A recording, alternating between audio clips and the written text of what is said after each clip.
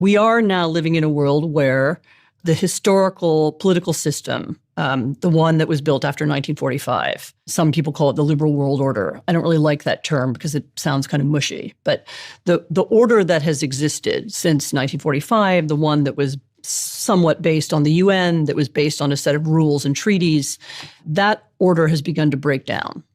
And it's breaking down for several reasons. One, we've started to discuss already, which is changes inside the United States, and the United States was a really important pillar of that order.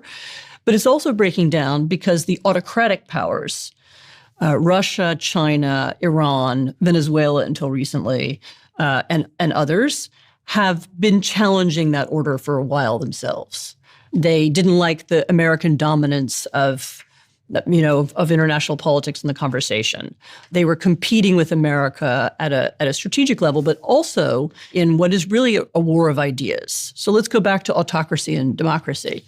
If you are the leader of Russia or you're the leader of China, what is the thing that is most threatening to you? And the answer is the language of liberal democracy. So all this stuff that we find boring and we're used to, and this idea of freedom of speech and separation of powers and rule of law, all those things that we have come to take for granted in our societies are a huge challenge to the political system in Russia or China. What is Putin most afraid of?